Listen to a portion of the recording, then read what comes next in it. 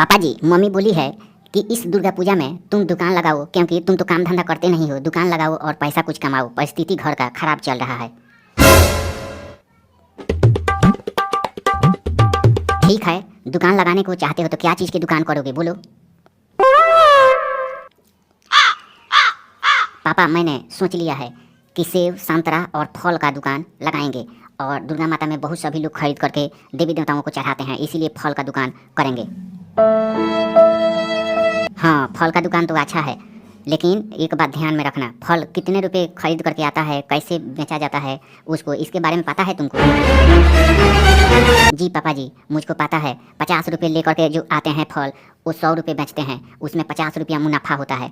जो सेब 200-150 रुपये लाते हैं लोग, वो 200 रुपये बेचते हैं, उसमें 50 रुपया मुनाफा होता है।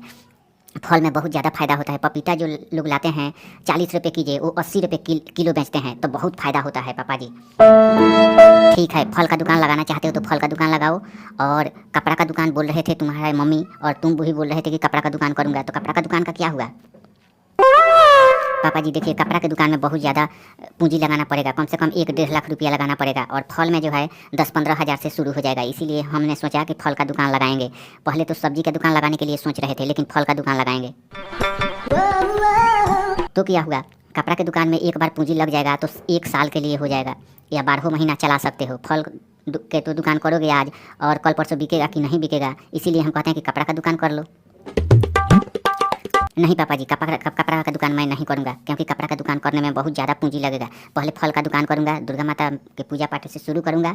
दुर्गा पूजा में फल जितना भी लाऊँगा, वो फल लोग चढ़ाने के लिए खरीद करके ले जाते हैं, तो ज़्यादा मुनाफा नहीं लूँगा, कम दाम में ले आऊँगा। समझिए कि 50 रुपये लाऊँगा तो 70-80 का बेच दूँगा। सब लोग तो 100 रुपये बेचते हैं, हमको दुर्गा माता से फ़ायदा लेना है।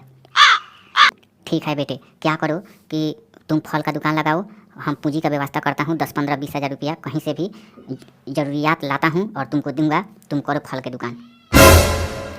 ठीक है पापा जी, लेकिन ठेला खरीदना पड़ेगा, ठेला, क्योंकि बाज़ार में तो हम लोगों की दुकान नहीं है। ठेला एक खरीद करके लाना पड़ेगा, ठेला बगैर ठेला के दुकान नहीं लगेगा। ठीक है, ठेला भी खरीदा जाएगा। ठेला कितने का मिलेगा बताओ तो? ठेला का दाम हम पूछे हो कि नहीं? पूछे हैं। ठेला का दाम जो है 10,000 रुपया है। ठेला का दाम, एक ठेला खरीदने में 10,000 रुपया में मिलेगा, नहीं तो भाड़ा पर मिलेगा, तो 2,000 का महीना लेगा। आप जो चीज़ में खुश होंगे वही चीज़ लाएंगे। ठीक है, क्या करो कि पहले भाड़ा पर ले लो, उसके बाद में खरीद करके, उसके बाद में अपना हो जाएगा तो उसमें उसी पर ठेला पर बेचेंगे हम लोग, और ठीक रहेगा। ठीक है पापा जी, पक्की हो गई। अब आप पैसा का बंदोबस्त कीजिए, मैंने ठेला का बंदोबस्त करूँगा, और दुर्गा पूजा में जो है फल का दुकान लगेगा। ठीक है पापा जी।